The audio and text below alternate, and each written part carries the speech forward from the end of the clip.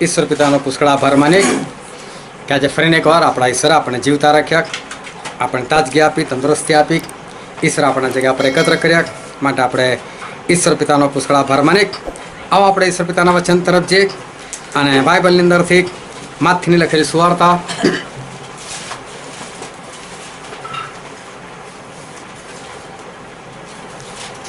માથીની લખેલી સુવાર્તા તેના 10મો અધ્યાય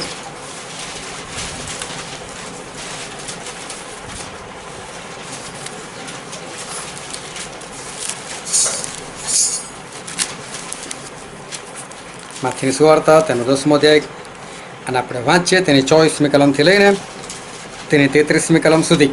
માથી 10:24 થી 33. ચેલો ગુરુ કરતા મોટો નથી ને દાસ પોતાના શેઠ કરતા મોટો નથી. ચેલો પોતાના ગુરુ સરખો હોય ને દાસ પોતાના શેઠ સરખો હોય તો તે જ ઘણું છે.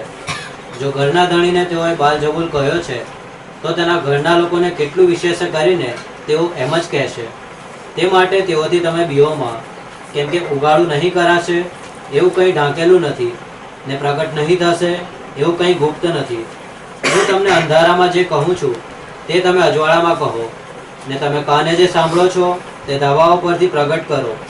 અને શરીરને જેઓ મારી નાખે છે પણ આત્માને મારી નાખી શકતા નથી તેઓથી બીઓમાં.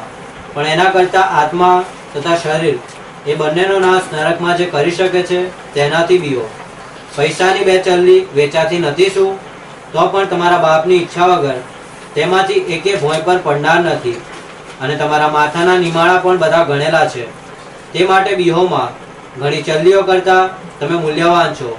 માટે માણસોની આગળ જે કોઈ મને કબૂલ કરશે તેને હું પણ મારા આકાશમાંના બાપની આગળ કબૂલ કરીશ. પણ માણસોની આગળ જે કોઈ મારો નકાર કરશે તેનો નકાર હું પણ મારા આકાશમાંના બાપની આગળ કરીશ. ઈશ્વર પિતાનું વાંચેલું વચન આપણા માટે પુષ્કળ આશીર્વાદિત છે. અને ઈશ્વર પિતાનું વચન સત્ય છે અને બાઇબલનું વચન કે છે કે તમે સત્ય જાણશો અને સત્ય તમને મુક્ત કરશે. હાલેલુયા.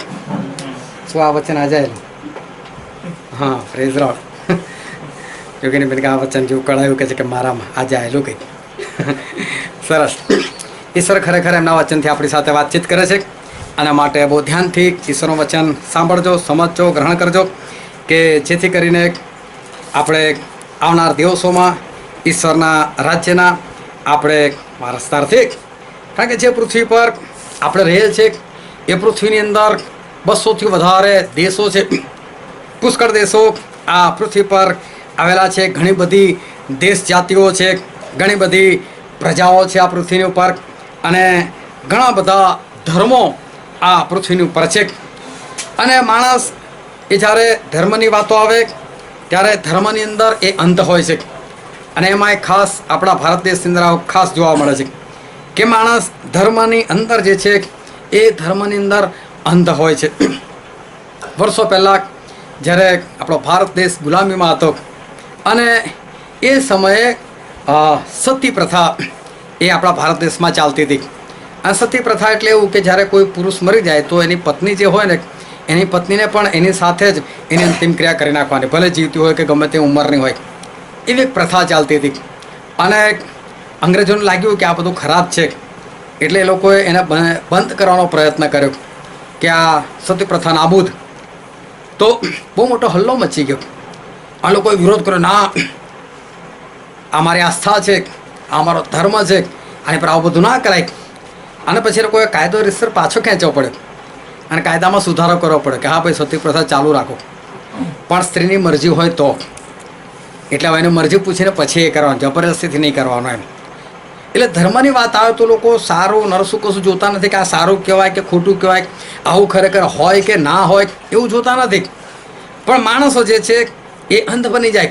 આપણે કોઈ ધર્મની વાત નથી કરતા, પરંતુ દરેક જગ્યાએ જે છે એ આવું દરેક ધર્મની અંદર જે છે એ જોવા મળતું હોય છે કે ધર્મની બાબત આવે ત્યારે માણસ જે છે એ અંધ બની જાય છે.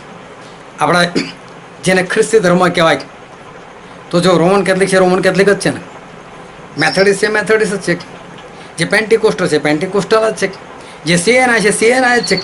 એવું કહે છે ને કે હા ચલો આ હું મેથોડિસ્ટ સીએનઆઈ વાળો નહીં, કે એને અજુગતું લાગશે ના યાર આપણું બરાબર છે, ચર્ચ ઓફ નોર્થ ઇન્ડિયા બરાબર છે. જેની અંદર છે ને એમાં નહીં છોડે ને, મોંથી પણ નહીં બોલે કે હા ભાઈ ચલો હું આપણે બધા એક જ છે ને, નથી આવતો. અંધ હોય છે માણસ. ધર્મની બાબત આવે ત્યારે ધર્મની અંદર માણસો જે છે એ અંધ હોય છે. આજે ભલે ગમે એટલો એડવાન્સ જમાનો થઈ ગયો હોય, લોકો ચાંદ પર જવાની વાતો કરતા હોય, મંગળ પર લોકોને પાણી મળી ગયું હોય, પરંતુ તે છતાં હજુ પણ આ પૃથ્વીની ઉપર જે છે એ ભેદભાવ છે. અત્યારે પણ જાતિઓ વચ્ચે, પ્રજા વચ્ચે આ ભેદભાવો જે છે એ ભેદભાવો છે જ. પાછલા દિવસોમાં વરસ થવાયું કોરોનાને અને ચીનમાંથી પ્રસર્યો, તો ચીનાઓ સાથે લોકો કેવો વ્યવહાર કરતા હતા? બધા વિરોધ કર્યો કે ભાઈ હવે ચાઇનીઝ ના જોઈએ, પણ ખાવાનું ચાલશે. એટલે ખાલી નામ બદલી નાખ્યું ચાઇનીઝ. ચાઇનીઝ ચાઇનીઝ કરી નાખ્યું, પણ જુએ તો ખરું. એટલે લોકોને એક વિરોધ થઈ ગયો કે ના, આ લોકોનો વિરોધ કરો, એ લોકો જાણે અછૂત હોય એ રીતે લોકો એમની સાથે વર્તન કરવા લાગ્યા. હવે કોરોના ફેલાતો આપણા દેશમાં પણ આવી ગયો. દેશમાં તો ઠીક, આપણા શહેરમાં આવી ગયો. અને ત્યાં આપણા શહેરની અંદર કોઈ વિસ્તારવાળો એવું ના કહે છે કે અમારા વિસ્તારમાં નહીં આવ્યો, આવીને જતો રહ્યો હશે. કોઈના વિસ્તારમાં જો પણ હશે, પણ એવું ના કહી શકાય કે ભાઈ નથી જ આવ્યો. બધી જગ્યાએ અત્યારે કોરોના જે છે એણે દસ્તક એણે દઈ દીધી છે. બધી જગ્યાએ કોરોના જે છે આવી ગયો છે. તો જો ત્યારે કેવું થાય છે, કોર્પોરેશનવાળા બી આવીને છે સીલ મારી જાય. આ લોકોને જે જોડે કોઈ વ્યવહાર કરવો નહીં, બાર સ્ટીકર મારી જાય. કોઈ જાણવાનું હો આનાથી દૂર રહેવાનું છે, હા આને દૂર જ થઈ જાય. એટલે આજના આટલા એડવાન્સ જમાનાની અંદર પણ બીમારીઓ માટે પણ આવું થઈ ગયું. બીમારીઓ માટે પણ ભેદભાવ જે છે એ ભેદભાવ થયો. આજે પણ જો ગોરા લોકો, કાળા લોકો, આવું અલગ અલગ એ જોવા મળે છે. ગોરા લોકો, કાળા લોકો, ગોરા હોય એ કાળાને ગણકારે નહીં. ના, આ તો કાળો કહેવાય. આપણા ભારત દેશની અંદર વર્ષોથી એક સ્ત્રી રહે છે, સોનિયા ગાંધી. બિચારી વર્ષોથી રહે છે, હજુ બી એને કોઈ ઇન્ડિયન જ નથી ગયું. તો ઇટાલીની છે. ના પાડતી આ વડાપ્રધાન ના બની શકે કે છે. આ થોડી ઇન્ડિયન છે તો વડાપ્રધાન બને. આપણા ઇન્ડિયન બહાર જઈને ગવર્નર બની શકે. પણ આ જે છે આપણે ત્યાં એ વડાપ્રધાન ના બની શકે. કાયદેસર કાયદો કરી નાખ્યો. કેટલો બધો ભેદભાવ આપણા દેશમાં રહે, આપણા દેશનું સારું ઈચ્છતા હોય તો પણ ના ભાઈ આ ના બની શકે. આટલા એડવાન્સ જમાનાની અંદર આ બધા ભેદભાવો જે છે, એટલું નહીં, ભેદભાવો પશુઓમાં પણ છે. એટલે પશુઓની અંદર નહીં, માણસે પશુઓમાં ભેદભાવ કરેલા છે. ગાય તો કે હિન્દુ, બકરો તો મુસલમાન, કબૂતર તો ખ્રિસ્તી. હા, તમે કબૂતર ખાઓ છો, આ તો પવિત્ર કહેવાય, ના ખવાય. એટલે એની અંદર પણ આ બધા ભેદભાવો જે છે એ ભેદભાવો બધા થઈ ગયેલા છે. ભલે લોકો ચાંદ પર રહેવાની વાતો કરતા હોય, મંગળ પર રહેવા જવાની વાતો કરતા હોય, અને માણસ જે છે એ બહુ એડવાન્સ બની ગયેલા છે. પણ હું કહું છું કે ચલો એવું કદી બનવાનું નથી કે કોઈ માણસ ચાંદ પર જઈને રહી શકવાનો હોય. કદી નથી બનવાનું. એક બાઇબલમાં તો બહુ સ્પષ્ટ લખેલું છે કે ઈશ્વરે માણસોને પૃથ્વી આપેલી છે, એટલે વાત ખલાસ. પૃથ્વી સિવાય બીજી કોઈ જગ્યાએ માનવીય જીવન અસ્તિત્વમાં નથી અને થઈ શકવાનું પણ નથી. મંગળમાં પણ નહીં થઈ શકે, એ કદી પણ નથી થવાનું. પણ બાય ચાન્સ એવો ખાલી આપણે વિચાર કરી લઈએ કે ચલો ચાંદની ઉપર કે મંગળની ઉપર એવું શક્ય થઈ ગયું અને માણસોથી ત્યાં રહેવા માટે ગયા, તો ત્યાં ભૂલી જશો હું હિન્દુ, તું મુસલમાન ને તું ખ્રિસ્તી, હું ગોરો તું કાળો, ભૂલી જશે ત્યાં ગાડી. બોલો છે ત્યાં પહોંચી ગયા પછી બી આ તો ખરું જ. એટલો એડવાન્સ જમાનો છે કે ત્યાં ગયા પછી પણ માણસ જે છે એ આ રીતના ભેદભાવ જે છે એ ભેદભાવ તો એ બધા રાખવાના જ. ત્યાં પણ અલગ અલગ જાતિ, ત્યાં પણ અલગ અલગ પ્રજા જે છે, અલગ અલગ ધર્મો જે છે એ રહેવાના જ. આ માણસોના હૃદયની અંદર, માણસોના લોહીની અંદર આ બધા ભેદભાવો જે છે ને એ બધા એ વણાઈ ગયેલા છે. ઘણી તો બીમારીઓ પણ એવી છે કે બીમારીઓ પણ ઘણી એવી છે ને કે એને અશુદ્ધ માનવામાં આવે. કોરોના તો આપણે આપણી નજર સમક્ષ જ જોઈ રહેલા છે કે કોરોના હોય એટલે એને કોઈ હાથ ન લગાવે, એને બધા દૂરથી બી એને સલામ બી ના કરે. અમદાવાદમાં એક જગ્યા પર જ્યારે આ કોરોના નવું જ્યારે વાતાવરણ હતું ને લોકડાઉન ફૂલ બરાબર ચાલતું હતું અને એક ઘરની અંદર બધાને કોરોના થઈ ગયો અને બધાને કોરોના થઈ ગયો ને તો પોળ મારે એટલે તે તો શું છે બધા બહાર નીકળે અને બિંદાસથી ક્રિકેટ રમે પણ ત્યાં આગળ એક જગ્યા પર આવું થઈ ગયું એક ઘરની અંદર બધાને કોરોના આવી ગયો હવે બધાને કોરોના આવી ગયો ને તો પોલીસવાળા આવીને બધાને લઈ ગયા પણ ગાડીમાં જગ્યા નહીં હોવાના કારણે સોશિયલ ડિસ્ટન્સિંગના કારણે એક માણસ રહી ગયો ઘરમાં હવે કહે ને પોલીસવાળા કે બીજા રાઉન્ડમાં આને લઈ જાય પણ એ તો છે ને સાંજ સુધી આવ્યા નહીં પોલીસ તો બધા પોલીસો ફોન કર્યા કરે ભાઈ ક્યારે લઈ જાઓ છો આને ક્યારે લઈ જાઓ છો હવે પેલો કોરોનાવાળો છે ને તો બિંદાસથી બહાર નીકળી ગયો અને ગલીમાં ફરે અને જેને કોરોના હતા ને બધા અંદર ઘરમાં ઘૂસી ગયા બધા બી એક જણ તો બીજાને ફોન કર્યો તારે પેલી બાજુ આવ્યો છે કે એનો વિડીયો ઉતાર ને કે એટલે લોકો એટલા બધા એનાથી દૂર રહેવા લાગ્યા અલગ રહેવા લાગ્યા જાણે આ કોરોના જે છે એ જાણે અછૂતની બીમારી જે છે એવું થઈ ગયું અને આવું અત્યારથી નહીં આ બધું જે છે એ વર્ષોથી ચાલતું આવ્યું છે તમે બાઇબલની અંદર જુઓ તો સ્ત્રાવની બીમારી એને એક અશુદ્ધ માનવામાં આવતું હતું કોઈ પણ પુરુષ કે કોઈ પણ સ્ત્રીને આ બીમારી હોય તો એને છાવણીની બહાર રાખતા તેના બહાર જ રહેવાનું એને અંદર શહેરમાં નહીં આવવાનું એ અશુદ્ધ ગણાય એવી બીમારીવાળા જે છે એ લોકો બધા જે છે એ અશુદ્ધ ગણાય સાથે સાથે કોડ રક્તપિત્ત આ બધી બીમારી જે છે ને એને પણ અશુદ્ધ ગણાય અને આપણે કલમ વાંચીએ આપણે લેવીના પુસ્તકની અંદર લેવીનું પુસ્તક 13મો અધ્યાય 3જી કલમ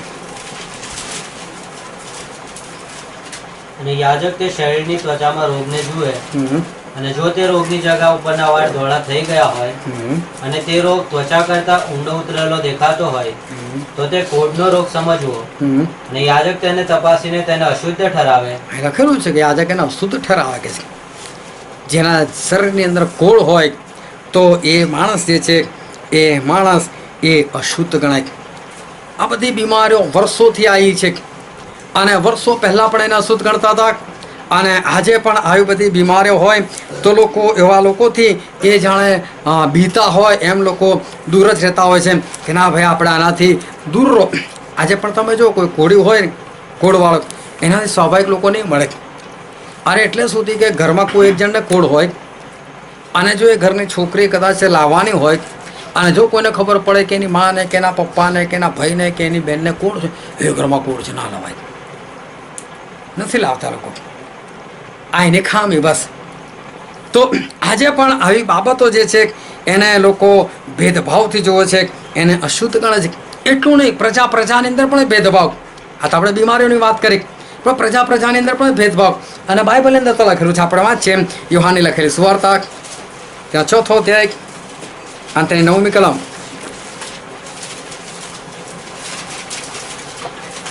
ત્યારે તે સમરૂની સ્ત્રી તેને કહે છે કે હું સમરૂની સ્ત્રી છતાં તું યહૂદી થઈને મારી પાસે પાણી કેમ માંગે છે? કેમ કે સમરૂનીઓ જોડે યહૂદીઓ કંઈ પણ વ્યવહાર રાખતા નથી. જો આ લોકોનો કોઈ વ્યવહાર નહીં. આ બે પ્રજા વચ્ચે ભેદભાવ હતો, સમરૂનીઓ અને ઇઝરાયેલીઓ. આ બેની વચ્ચે ભેદભાવ. આ બંને એકબીજાને એ લોકો બોલાવતા નહોતા. ભયંકર આ લોકોની વચ્ચે એક ભેદભાવ જે છે એ વર્ષોથી એ લોકોની અંદર જે છે એ ચાલતો આવેલો હતો અને આવો ભેદભાવના કારણે એ લોકો એકબીજાને ત્યાં જવાનું એ લોકો એ ટાળતા હતા. આજે પણ જો કોઈની સામે કદાચ કોડવાળો આવી જાય અને જો આમ કંઈ પ્રેમ જલોળ કરે ને તો મને એવું લાગે છે પેલો કદાચ આમ કહેશે કે ના ભાઈ કોરોનાના માટે ગમે તેનું બહાનું બતાવી દેશે પણ હાથ મિલાવવાનું જે છે એ લગભગ ટાળશે. એ તો કંઈ હાથ મિલાવવાથી કશું નથી થતું પરંતુ છતાં માણસો જે છે એક ભેદભાવ જે છે એ રાખે છે. અને લુકની લખેલી સુવાર્તામાં લખેલું છે લુકની લખેલી સુવાર્તા એનો 5મો અધ્યાય જ્યારે પ્રભુ ઈસુ ખ્રિસ્ત આ પૃથ્વી પર આવ્યા ભલા પૃથ્વી પર પ્રજાઓ એકબીજાના ભેદભાવની અંદર છે. એવી બીમારીઓ જેના કારણે લોકો એકબીજા સાથે ભેદભાવ રાખે છે. કદાચ કોઈ ધંધાના કારણે એકબીજા સાથે એવો ઈર્ષાભાવ કે ભેદભાવ રાખે છે. પરંતુ જ્યારે પ્રભુ ઈસુ ખ્રિસ્ત આ પૃથ્વી પર આવ્યા ત્યારે પ્રભુ ઈસુ ખ્રિસ્તનું જીવન જે છે એ કંઈક અલગ હતું. અને ત્યાં લુકની લખેલી સુવાર્તામાં લખેલું છે તેનો 5મો અધ્યાય અને તેની 12મી અને 13મી કલમ. એ એક શહેરમાં હતો ત્યારે જુઓ એક રક્તપીતિયો માણસ ત્યાં હતો. તે ઈસુને જોઈને તેને પગે પડ્યો અને તેને વિનંતી કરી કે હે પ્રભુ, જો તું ચાહે તો તું મને શુદ્ધ કરી શકે છે. તેણે હાથ લાંબો કર્યો અને તેને અડકીને કહ્યું કે હું ચાહું છું તું શુદ્ધ થા. બાઇબલનું વચન કહે છે કે આ માણસે કીધું કે પ્રભુ જો તું ચાહે તો મને શુદ્ધ કરી શકે છે. પ્રભુ તો ખાલી શબ્દ બોલવાની જરૂર હતી, શુદ્ધ થઈ જાય થઈ જાત. પ્રભુ હાથ લગાવવાની જરૂર નથી. તો બાઇબલનું વચન શું કહે છે? પ્રભુ ઈસુ ખ્રિસ્તે હાથ લગાડ્યો ને ટચ કર્યો. પ્રભુ શું ભેદભાવ નથી રાખતા. માણસો ભલે આટલા એડવાન્સ જમાનામાં લોકો સાથે ભેદભાવ રાખતા હોય, એ કદાચ ધર્મના કારણે હોય, કદાચ એ જાતિઓના કારણે હોય, કદાચ એ બીમારીઓના કારણે હોય, પરંતુ આપણા પ્રભુ ઈસુ ખ્રિસ્ત જેને આપણે માનીએ છીએ એ પ્રભુ ઈસુ ખ્રિસ્ત આવું વર્તન નથી કરતા. પ્રભુ ઈસુ ખ્રિસ્ત કોઢિયો હોય કે રક્તપિત્તવાળો હોય એને બિંદાસથી સ્પર્શ કરી શકે છે, એને ટચ કરે છે. અને પ્રભુ ઈસુની પાસે આવો ભેદભાવ જે છે એ ભેદભાવ છે નહીં. જેને લોહી વહી જતું હોય એ તો અશુદ્ધ ગણાતા હતા એ જમાનામાં. અને એવા સમયે પ્રભુ ઈસુ ખ્રિસ્ત એકવાર ભીડમાં હતા અને ત્યારે લોહિયાવાળી સ્ત્રી કે જેને આ બીમારી 12 વર્ષથી લાગેલી હતી અને એને સાજાપણું મળતું નહોતું અને પ્રભુ ઈસુ ખ્રિસ્ત પાસે આવી. એ જાહેરમાં નથી આવી, એ સંતઈને આવી અને સંતઈને આવીને એણે ધીરે રહીને પ્રભુ ઈસુ ખ્રિસ્તના જબ્બાની કોરને અડકી લીધી. અને એણે મનમાં એવો વિશ્વાસ કરેલો હતો કે જો ફક્ત હું જબ્બાની કોર પણ અડકી લઈશ ને તો પણ હું સાજી થઈ જઈશ. અને તરત એનો રક્તસ્રાવ બંધ થઈ ગયો. પરંતુ પ્રભુ ઈસુ ખ્રિસ્ત ઊભા થઈ ગયા અને પ્રભુ ઈસુ ખ્રિસ્ત ઊભા થઈને એવું કહે છે કે મને કોઈ અડક્યું. તો શિષ્યો કહે પ્રભુ કેવી વાત કરો છો, લોકો તમારી પર પડાપડી કરે છે અને તમે એવું કહો છો કે મને કોઈ અડક્યું. એ શિષ્યોને કહેવાનો મતલબ કે કેટલા બધા લોકો અડકી રહ્યા છે તમને લોકોને. આવો પ્રશ્ન ના આવે કે મને કોઈ અડક્યું. પ્રભુ કે આ બધાની વાત નહીં, મારામાંથી પરાક્રમ નીકળે છે. કોઈક મને વિશ્વાસથી કોઈક મને અડકેલું છે. આ વિચાર કરો, આટલા બધા લોકોનો સ્પર્શ થાય અને એની અંદર એક સ્ત્રી એવો સ્પર્શ કરે છે જે ફક્ત લુગડાને કોરને અડકે છે. અને પ્રભુ શું કહે છે, લુગડાની કોરનો સ્પર્શ પણ ઓળખી શકતા હોય તો પ્રભુને ના ખબર હોય કે કઈ સ્ત્રીએ મને અડક્યું છે? શું પ્રભુને ના ખબર હોય કે સ્ત્રીને કયા પ્રકારની બીમારી છે? પ્રભુ શ્રી કૃષ્ણ બધું ખબર હતી. પણ પ્રભુ શ્રી કૃષ્ણ ઉભા રહે, કોણ અડક્યું, કોણ અડક્યું? શિષ્યો કહે પ્રભુ લોકો તમારી પર પડાપડી કરે તો કે ના, એ લોકોની વાત નહીં, મારામાંથી પરાક્રમ નીકળ્યું છે. અહીંયા કોઈક છે જે સાજું થયું છે. આ સ્ત્રીને લાગ્યું કે હું પકડાઈ જઈશ એટલે ગભરાતી ધ્રુજતી બહાર આવી અને એના બધી વાત કરી દીધી. પ્રભુ મને 12 વર્ષથી આ બીમારી હતી, મને આવા પ્રકારની બીમારી હતી, મેં બહુ દવાઓ કરાવી પરંતુ કશું થયું નહીં, મારું સર્વસ્વ લૂંટાઈ ગયું. પરંતુ મેં આજે આવો વિશ્વાસ કર્યો કે બસ ફક્ત તમારા જબ્બાની કોરને અડકું અને હું સાજી થઈશ. જો પ્રભુને આટલું ખબર પડતી હોય તો પ્રભુને ચોક્કસ ખબર પડી ગઈ હશે કે કોઈક સ્ત્રી જે છે એ મારી પાછળ આવી રહી છે, જેને 12 વર્ષથી લોહી વહી જવાનો રોગ છે. અને પ્રભુ શ્રી કૃષ્ણ એના અડકતા પહેલાં ઊભા થઈ જાત અને પ્રભુ શ્રી કૃષ્ણ ઊભા થઈને એવું કહે, હે સ્ત્રી, તું મને સ્પર્શ કરવાનો પ્રયત્ન કર, દૂર હટી જા. તારા મને સ્પર્શ નથી કરવાનો, તું તો અશુદ્ધ છે. તું મનમાં નક્કી કરીને આવી છે, તું મનમાં નક્કી કરીને આવી છે કે તું મને અડકીશ અને તું સાજી થઈ જઈશ. પણ તારે આ કામ જે છે નથી કરવાનું.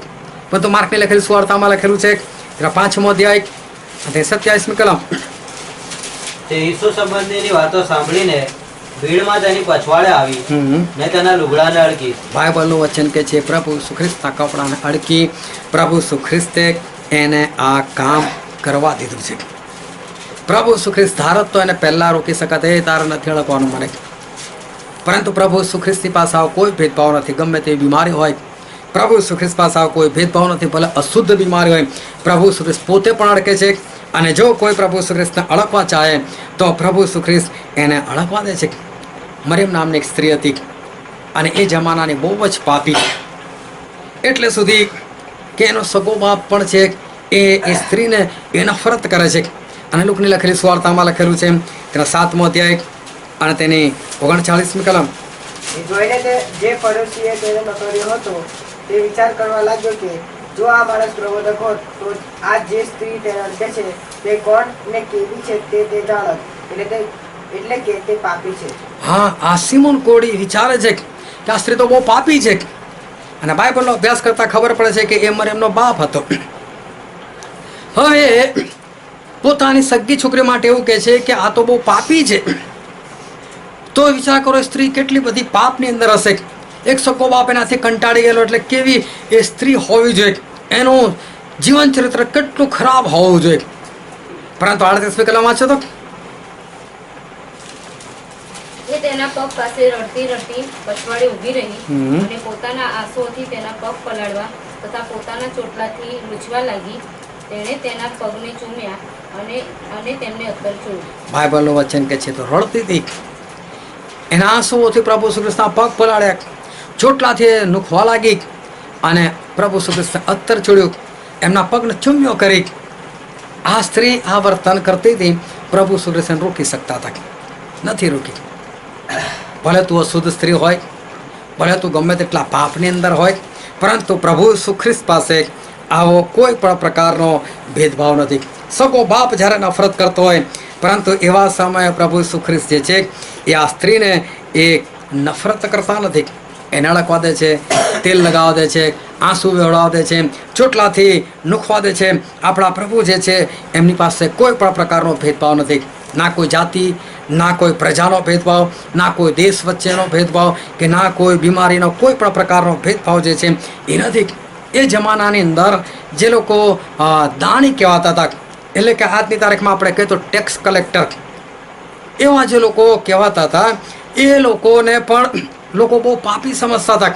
અને લોકની લખેલી સુવાર્તામાં લખેલું છે તેનો 18મો અધ્યાય, લુક 18 અને તેને 11મી કલમ. ફરોશીએ ઊભા રહીને પોતાના મનમાં પ્રાર્થના કરી કે ઓ દેવ, બીજા ફરોશી માણસોના જે છે એ પ્રાર્થના કરે છે કે હો એ દેવ, બીજા માણસોના જેવો જુલ્મી, અન્યાયી, વ્યભિચારી અથવા આ દાણીના જેવો હું નથી. આ દાણીના જેવું નથી કે છે. કેવી આ પ્રાર્થના કરે છે? એ લોકો દાણીઓને બહુ જ ભૂંડા સમજતા હતા અને એની સાથે એ લોકો સંબંધ નતા રાખતા. એને એ લોકો પાપી સમજતા હતા કે દાણી એટલે તો બહુ પાપી. પરંતુ લુકની લખેલી સુવાર્તામાં લખેલું તેનો 19મો અધ્યાય અને તેની 7મી કલમ. તે જોઈને સગડાએ કચકચ કરીને કહ્યું કે એક પાપી માણસને ત્યાં તે પરોણો રહેવા ગયો છે. એક પાપીને ત્યાં એ તો પરોણો રહેવા ગયો છે કે, કારણ કે ત્યાં એવું થયેલું હતું કે બહુ ભીડ હતી અને પ્રભુ ઈસુ ખ્રિસ્ત હતા. અને ત્યાં ઝાંખી નામનો એક દાણી હતો. હવે ઝાંખી જે દાણી હતો એ શરીરે ઠીંગણો હતો અને એને લાગ્યું કે હું આ ઈસુને નહીં જોઈ શકું, કોણ છે, કેવા છે.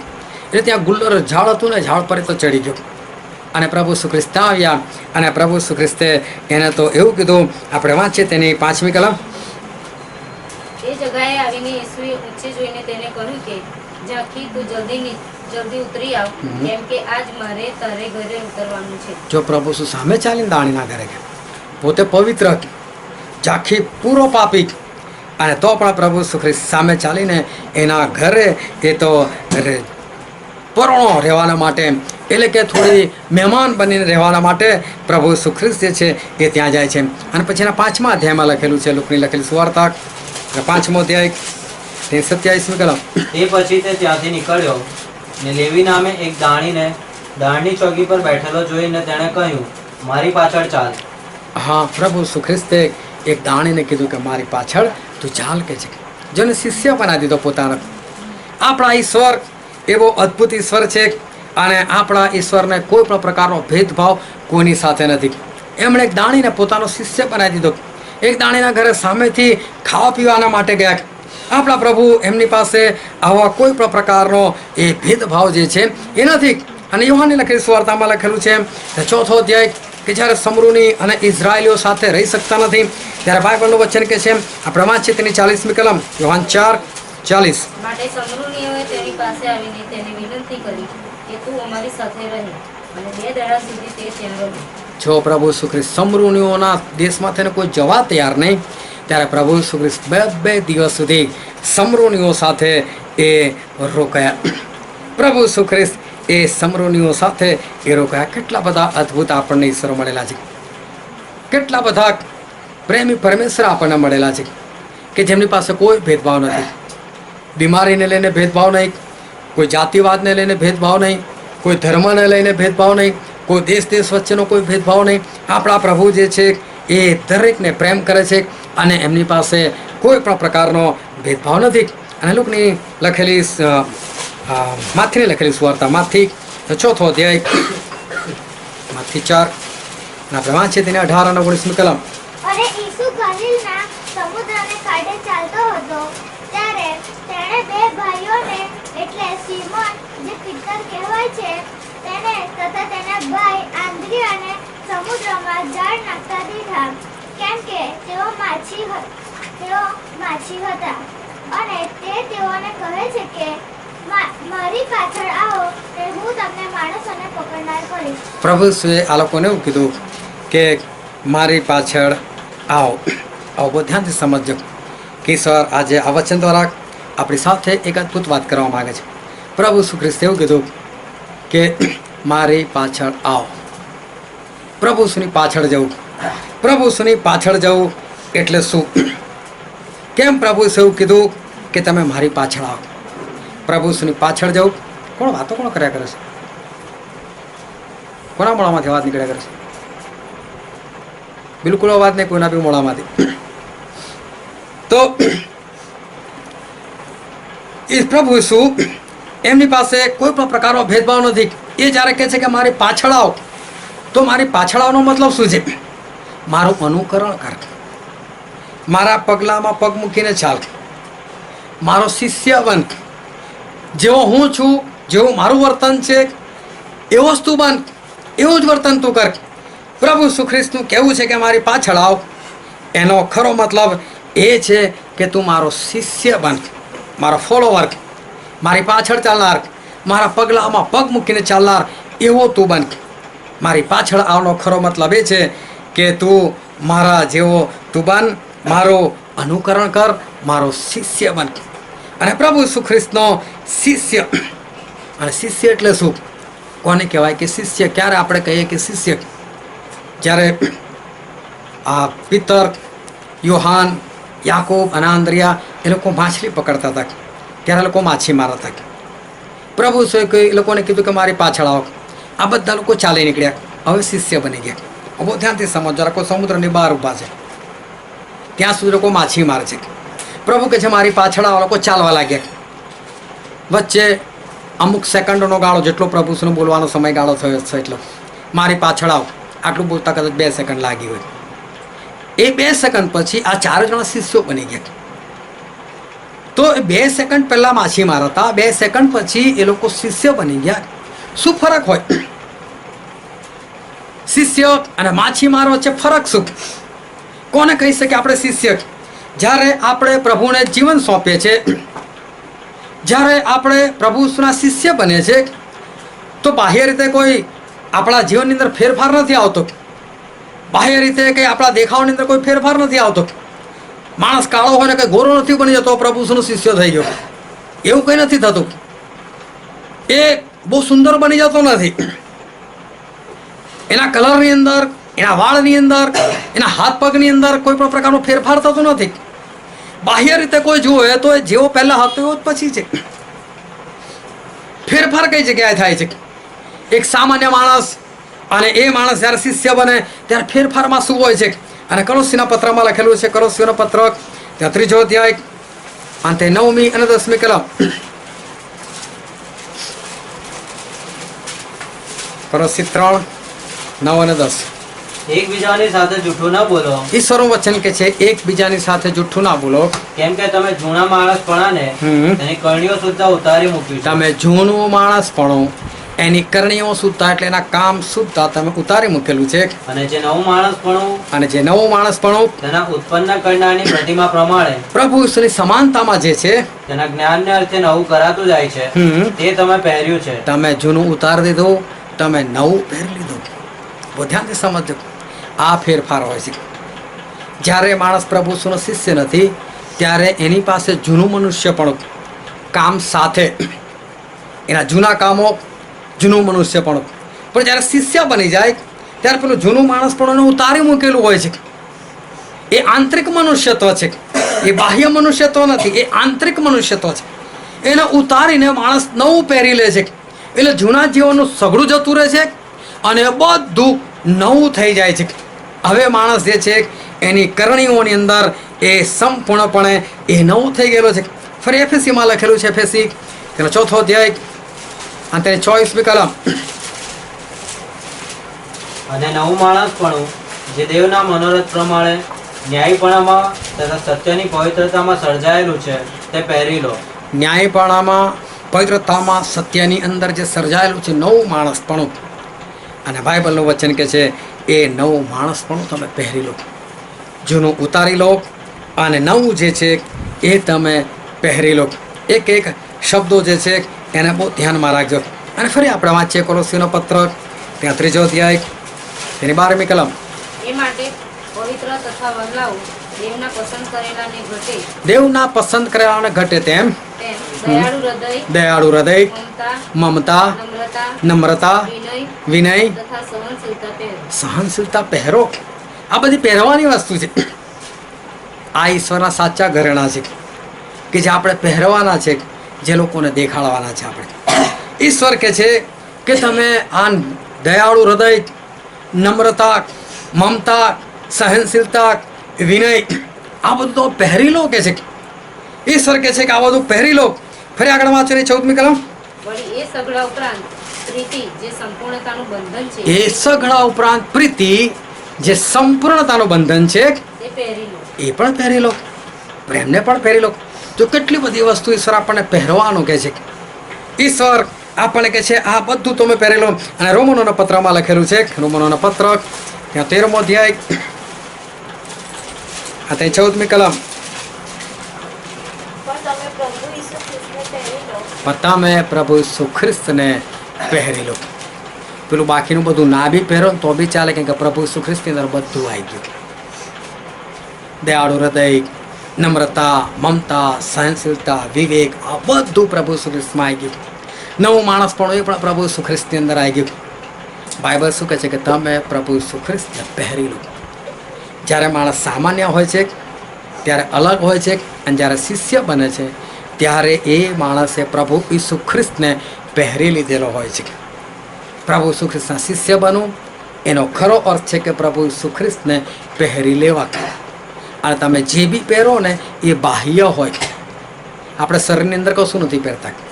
આપણે શરીરની બહાર બધું પહેરે છે. આપણે જે કપડાં પહેરે શરીરની બહાર ના હોય છે, અંદર નથી હોતા કપડાં, બહાર હોય છે. જે તમે પહેરો ને બધું દેખાય. કોણે કેવા કપડાં પહેરેલા છે એ દેખાય. એક માણસ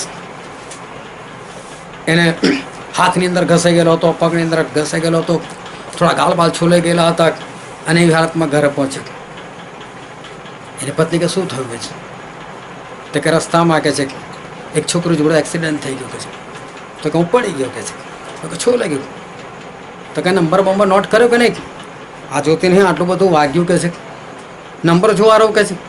મને ખાલી એટલું ખબર છે કે છે એણે ભૂરો ડ્રેસ પહેરેલો, અંદર ગુલાબનો નિશાન પાડેલા હતા, અને એના ચહેરા પર ઓરેન્જ કલરની લિપસ્ટિક લગાવેલી હતી, અને એના હોઠ છે ને એની બાજુમાં એક તિલ હતું. પેલી ઉપરથી બીજો છોલી નાખ્યો. પહેરેલું દેખાય કે માણસ શું પહેરેલું છે. પહેરેલી વસ્તુ એવી છે કે માણસને બહુ સ્પષ્ટ એ દેખાતું હોય. જો તમે પ્રભુ ઈસુ ખ્રિસ્તને પહેરી લીધા છે તો લોકોને આપણામાં શું દેખાવું જોઈએ? પ્રભુ ઈસુ ખ્રિસ્ત દેખાવા જોઈએ. આપણને પ્રભુ ઈસુ ખ્રિસ્ત જે છે એ દેખાવા જોઈએ, કારણ કે આપણે પ્રભુ ઈસુ ખ્રિસ્તને પહેરેલા છે. જેટલાએ પ્રભુ ઈસુ ખ્રિસ્તને પહેરેલા હોય એ કેવા હોવા જોઈએ? એ લોકોના જીવન ચરિત્રની અંદર એ ખ્રિસ્ત દેખાવા જોઈએ. આ ખ્રિસ્તીઓ કે શિષ્ય એ એવા હોય કે જેની અંદર ખ્રિસ્ત દેખાતા હોય. અને યોહાને લખેલી સુવાર્તામાં લખેલું છે તેનો 6ઠ્ઠો અધ્યાય તેની 56મી કલમ. જે મારું માંસ ખાય છે પ્રભુ ઈસુ ખ્રિસ્ત એવું કહે છે, જે મારું માંસ ખાય છે અને મારું લોહી પીએ અને છે, મારું લોહી પીવે છે તે મારામાં રહે છે તે મારામાં રહે છે અને હું તેનામાં રહું અને છું. હું તેનામાં રહું છું. આપણે બધા તો પાછા પ્રભુ ભોજનવાળા. એટલે પ્રભુ ભોજનવાળાની અંદર કોણ રહેતું હોય? ખ્રિસ્ત રહેતા હોય. પ્રભુ ઈસુ ખ્રિસ્ત રહેતા હોય. એના જીવનમાંથી ખ્રિસ્ત જે છે એ દેખાવા જોઈએ. શિષ્યો કેવા હોવા જોઈએ? પ્રભુ ઈસુ ખ્રિસ્તના શિષ્યો કેવા હોવા જોઈએ? એ લોકોએ પ્રભુ ઈસુ ખ્રિસ્તને પહેરેલા હોય, અને પ્રભુ ઈસુ ખ્રિસ્ત એ લોકોની અંદર પણ હોય. એ લોકોના ઉઠવા, બેસવા, બોલવા, ચાલવા, હાલવા, દરેક વર્તનની અંદર ખ્રિસ્ત દેખાય. એને કહેવાય કે શિષ્ય. શિષ્યનો મતલબ એવો છે કે એની અંદર આ પ્રભુ ઈસુ ખ્રિસ્તનું જીવન ચરિત્ર દેખાય. બધા ખ્રિસ્તી લોકો, એ ખરો ખ્રિસ્તી, એ પ્રભુ ઈસુ ખ્રિસ્તનો શિષ્ય, જેણે ખ્રિસ્તને પહેરી લીધેલા છે, જેની અંદર ખ્રિસ્ત છે, તો એનું જીવન એવું હોય કે આ બધું એના જીવનમાં દેખાવું જોઈએ. એને શિષ્ય કહેવાય. શિષ્ય એવા હોવા જોઈએ કે જેની અંદરથી ખ્રિસ્ત દેખાવા જોઈએ. પરંતુ પ્રભુ ઈસુ ખ્રિસ્તના શિષ્યો કેવા હતા? લોકની લખેલી સુવાર્તામાં લખેલું છે, તેનો 9મો અધ્યાય અને તેને 46મી કલમ. લોક 9:46. એવામાં વાદ વિવાદ શરૂ થયો હમ. કે આપણામાં સૌથી મોટો કોણ થાય. આપણામાં સૌથી મોટો કોણ થાય? વાદ વિવાદ શરૂ થયો. વાદ વિવાદનો મતલબ ખબર છે? બધા જ બારે બાર બોલે, ના હું મોટો, પેલો કહેશે ના હું મોટો, પેલો કહેશે હું મોટો. આને કહેવાય વાદ વિવાદ. જ્યારે પ્રભુ ઈસુ લોકોના પગ ધોઈને શીખવાડેલું હતું કે આપણે નમ્રતા ધારણ કરવાની છે. શિષ્ય એવો હોવો જોઈએ જેની અંદર નમ્રતા હોય. પણ શિષ્ય હતા કેવા? મોટું કોણ? ફેર આગળ વાંચો તેને 49મી કલમ. યોહાને તેને કહ્યું કે સ્વામી, અમે એક માણસને તારે નામે ભૂતોને કાઢતા જોયો અને અમે તેને મના કરી, કારણ કે તે આપણી સાથે ચાલતો નથી. બાઇબલનું વચન કહે છે કે અમે એક માણસને તારા નામે ભૂતો કાઢતા જોયો, પણ અમે ના પાડી દીધી. કે છે તું કેમ ભૂતો કાઢ, તું તો અમારી સાથે ચાલતો નથી. ઈર્ષા, અદેખાઈ. પ્રભુ ઈસુ ખ્રિસ્તને જેણે પહેરેલા હોય, જેની અંદર પ્રભુ ઈસુ ખ્રિસ્ત હોય, જે પ્રભુ ઈસુ ખ્રિસ્તના શિષ્યો, એની અંદર આ બધી વાત હોય. કોણ મોટું કોણ નાનું ના હોય. પણ શિષ્યો હોવા કેવા જોઈએ અને શિષ્યો હતા કેવા? એ લોકોમાં ઈર્ષા, અદેખાઈ જે છે ના હોવી જોઈએ. પરંતુ એ બધું એ લોકોની અંદર હતું. ખરેખર શિષ્યોની અંદર આ બધું ના હોવું જોઈએ. આજે પણ એવું જ છે કે આજે પણ વિશ્વાસીઓ, આત્મિક લોકો કે પ્રભુ ઈસુ ખ્રિસ્તના કહેવાતા જે શિષ્યો જે છે એ ખરેખર કેવા હોવા જોઈએ. પરંતુ આજે પણ શિષ્યો જે છે, વિશ્વાસીઓ જે છે, આત્મિક લોકો જે છે, એ લોકો અને પહેલેના શિષ્યો, એ લોકોની વચ્ચે કંઈ ફરક દેખાતો નથી. આજે પણ ખરેખર જીવનની અંદર જે હોવું જોઈએ એ હોતું નથી. તમે જો મોટા ભાગની અંદર મેં એવું જોયું છે કે સ્ત્રી અને પુરુષ, પતિ અને પત્ની, મોટા ભાગે એ લોકોના જીવનની અંદર સમસ્યા હોય છે. એક માણસ તો કંટાળી ગયો એની પત્નીથી. કાશું જારો તારા શક, જારો હોય તારા શક, કશું બી કોઈ જોડે વાત કરતો શક. પેલા છે ને બધું બંધ જ કરી દીધું, કોઈ સાથે વ્યવહાર નહીં. અને બસ એ તો બાઇબલ વાંચન કર્યા કરે, પ્રાર્થનાઓ કર્યા કરે, કોઈ આવે તેને બાઇબલના 2 શબ્દો કે આવી બધી વાતો કરે. એની પત્નીને કોઈ તારા પતિ તો બહુ સુધરી ગયો છે. કાંઈ નહીં, સ્વર્ગની અપ્સરાના ચક્કરમાં છે હોય કે છે. એણે એવું સાંભળ્યું કે ત્યાં આવું બધું મળે છે. ત્યાં બી એ વાતો. માણસની અંદર, વિશ્વાસીઓની અંદર, આત્મિક લોકોની અંદર પત્ની ખરેખર તો એક પાંસળી છે. જો પુરુષની એક પાંસળીમાંથી સ્ત્રી લેવામાં આવી તો જે પત્ની જે છે એ તો ખરેખર એક પાંસળી છે. પણ એક ભાઈ મને શું કીધું ખબર? મારી પત્ની બહુ ડેન્જર છે.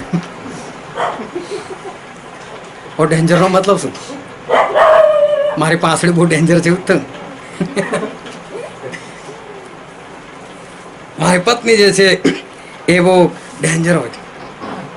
સારું સારું ચાલતું હોય ને ત્યાં ડાઈ ડાઈ વાતો બી કરે. ના યાર બહુ જોરદાર છે, આમ તો સારું છે, બધું ફલાણું છે, ટીકણું છે. પણ જો કંઈ આમ તેમ થઈ ગયું તો કે ડેન્જર છે કે મારી પત્ની એ તો ડેન્જર છે. વિશ્વાસી, આત્મિક, શિષ્ય પતિ સાથે ના બનતું હોય, પત્ની સાથે ના બનતું હોય, ઘણાના પડોશી સાથે ના બનતું હોય. એક જણા પડોશી સાથે ઝઘડો. મેં એને કીધું કે ભાઈ યાર તું ખ્રિસ્તી કહેવાય છે, તું વિશ્વાસી કહેવાય, તું આત્મિક કહેવાય, પડોશી સાથે સારી રીતે રહી ગઈ છે. મને કહું બરાબર તમને બાઇબલમાંથી દેખાડે છે. અને બાઇબલમાં શું દેખાડ્યું? આપણે વાંચીએ માથીને લખેલી સુવાર્તા તેનો 22મો અધ્યાય અને તેને 39મી કલમ.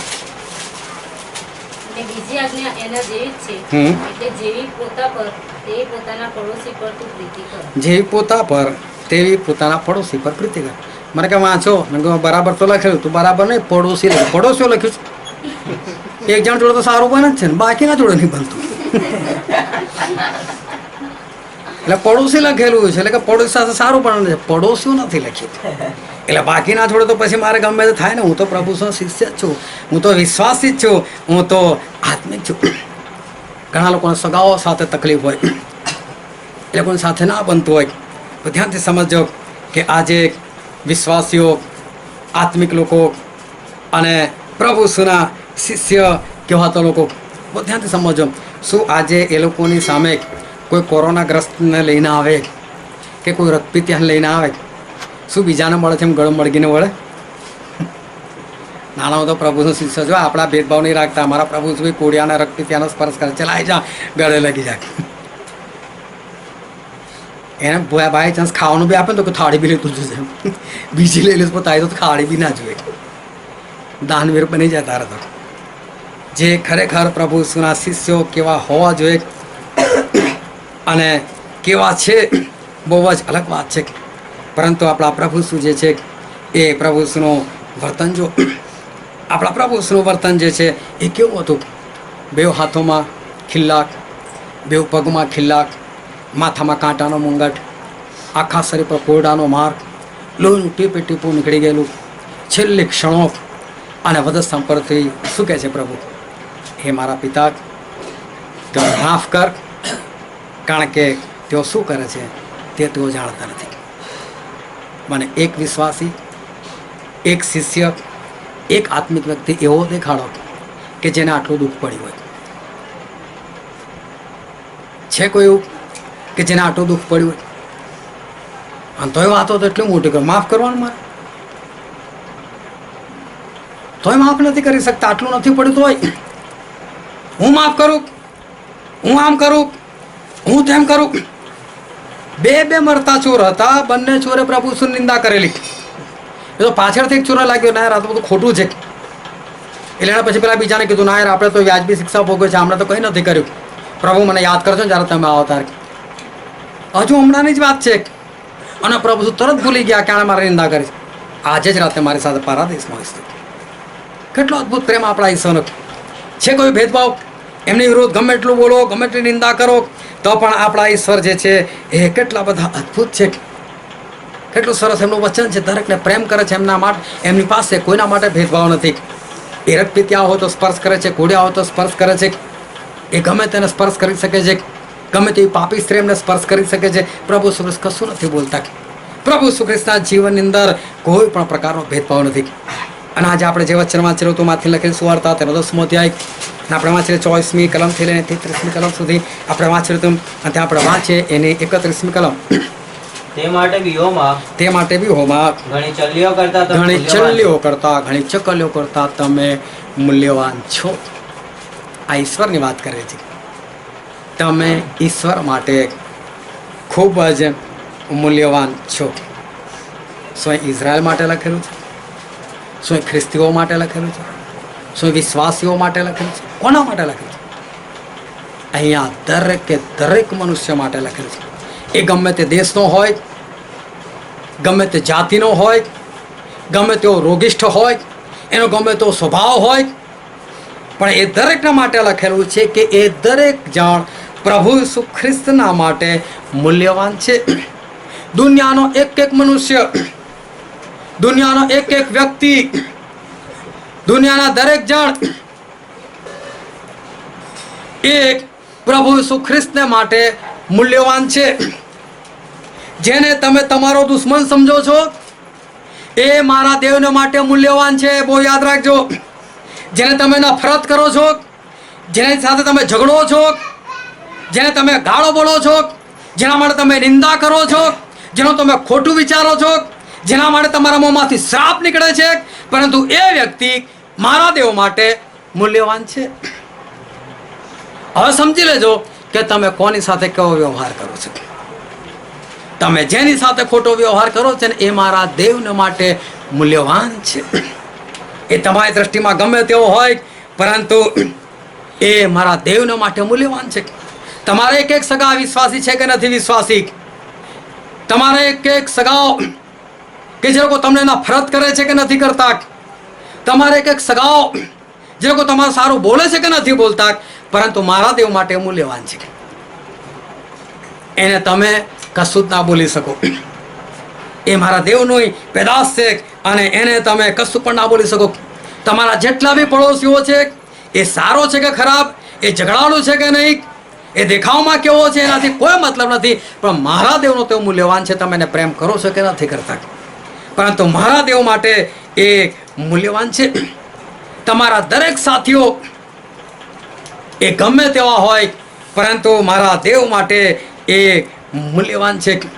બની શકે જે કદાચ આજે તમને બરાબર નથી દેખાતા, એ કદાચ કાલે પસ્તાવો કરી નાખે, એ કદાચ કાલે પસ્તાય હૃદય સાથે એ લોકો સ્વર્ગમાં પહોંચે, તમે રહી જાઓ. જેને તમે નફરત કરો છો, જેની સાથે તમે લડાઈ ઝઘડા કરો છો, બની શકે આવતીકાલે એ કદાચ ઉપર રહી જતા રહે અને તમે એ રહી જાઓ, કારણ કે પ્રભુ ઈસુ ખ્રિસ્ત માટે એ તો મૂલ્યવાન છે. અને માટે પ્રભુ ઈસુ ખ્રિસ્ત કહે છે, માથીને લખેલી સુવાર્તા તેનો 7મો અધ્યાય, માથીને લખેલી સુવાર્તા 7મો અધ્યાય અને તેની 12મી કલમ.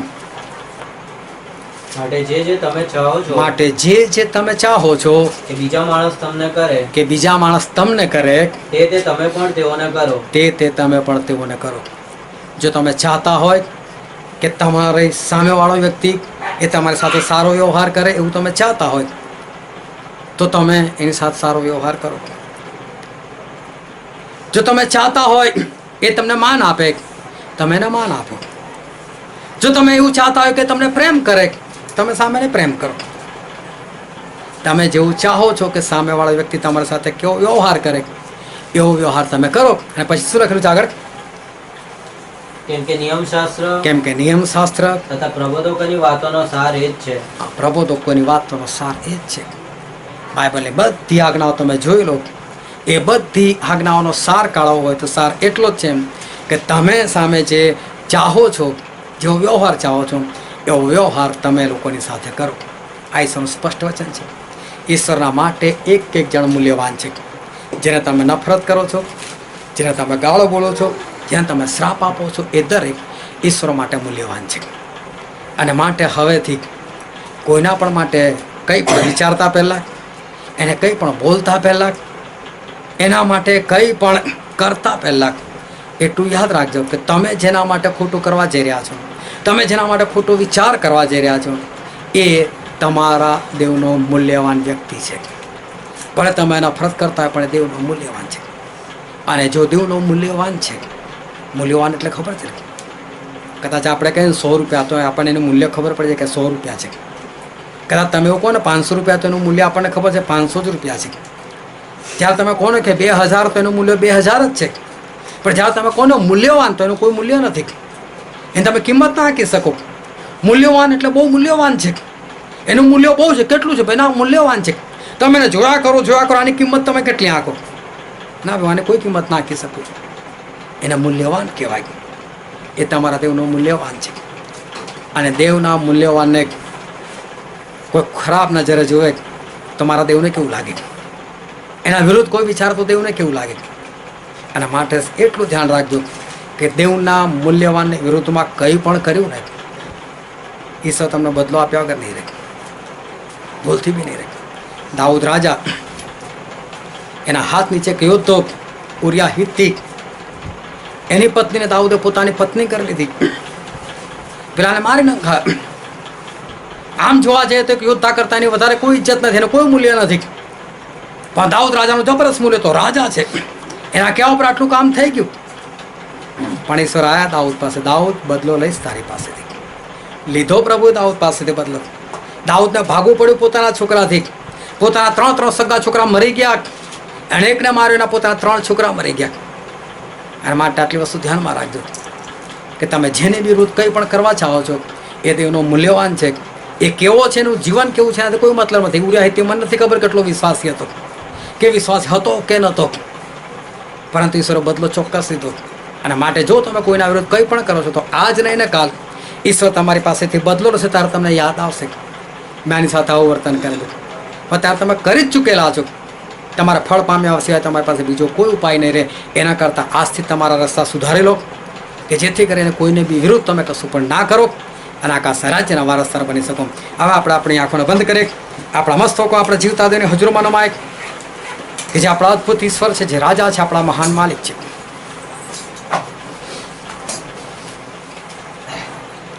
અને વાલાઓ, આ સમય છે કે આપણે આપણી જાતને તપાસીએ. જો આજે ઈશ્વરે આ વચન સાથે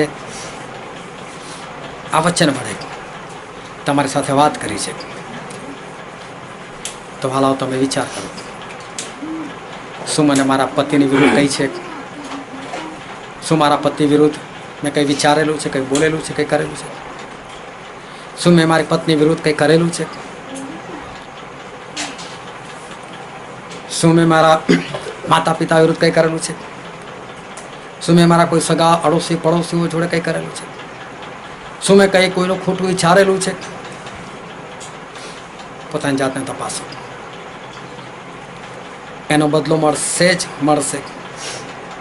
એની પહેલાં પાપની ક્ષમા પ્રાપ્ત કરી લો.